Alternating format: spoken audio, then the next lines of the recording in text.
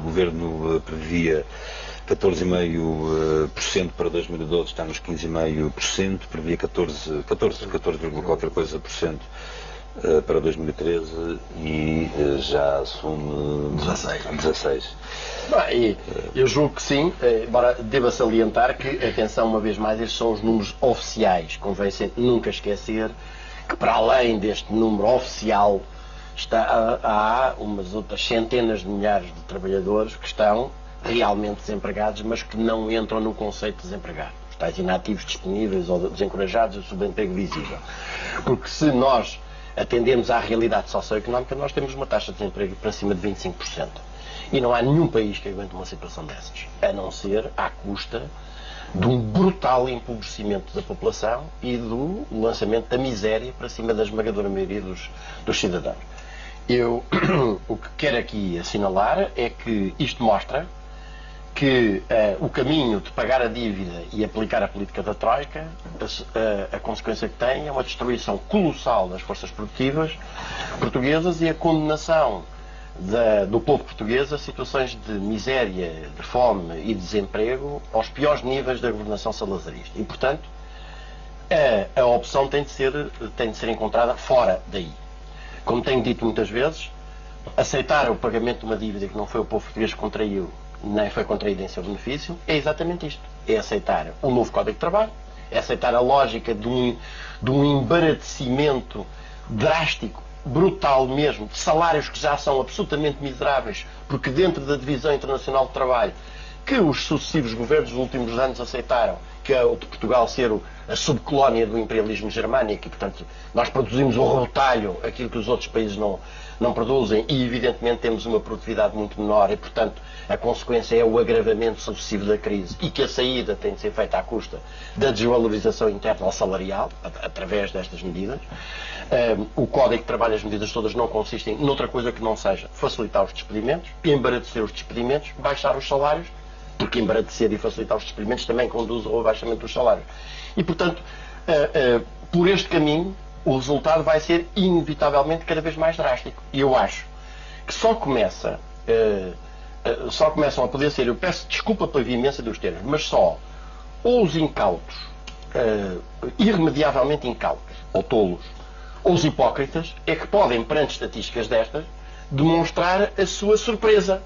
e dizer, afinal isto é superior, porque esta tendência, em particular, o aspecto do desemprego estrutural, porque mostra que nós não estamos perante qualquer processo de adaptação a uma modernização e atualização de estruturas produtivas, mas, pelo contrário, o que nós estamos é a destruir o pouco que resta da capacidade produtiva do país, e um país que não produz nada é, obviamente, um país completamente de joelho. E, portanto, a solução tem de passar por não pagar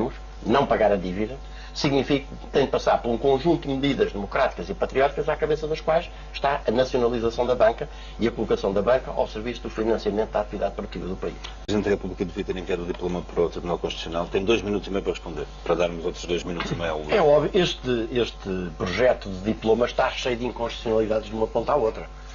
Por exemplo, nós não temos tempo em 2 minutos e meio, mas, por exemplo, o conceito que nós sempre tivemos da chamada justa causa objetiva é o da impossibilidade de se encontrar uma solução alternativa para a manutenção do posto de trabalho. E, portanto, daí que fosse elemento essencial desse conceito o chamado ónus da ocupação substitutiva, isto é, o empregador pode efetivamente fazer cessar o contrato de trabalho quando, por modificações relativas ao próprio modo de organização da produção ou ao próprio posto de trabalho, aquele deixa de se verificar e ele não consegue encontrar um outro compatível com as habilitações do trabalhador. Ora, este ónus da ocupação substitutiva foi feito saltar e, portanto, nós passámos a ter chamadas justas causas objetivas, que são uma espécie de a meio caminho entre o antigo despedimento por causas objetivas e o despedimento disciplinar, como é claramente o caso do despedimento por inadaptação, que é uma espécie de castigo relativamente ao trabalhador que, se porventura pela idade, pelo cansaço, pela própria má organização do trabalho, não consegue manter os mesmos níveis de produtividade que tinha até então. Ora, o que eu acho que, no entanto, que é importante salientar aqui, e diga-se isto, e diga-se, por exemplo, as normas que estão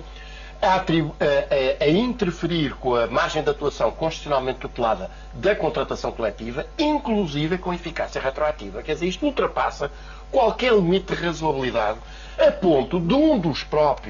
se ter sabido que um dos próprios assessores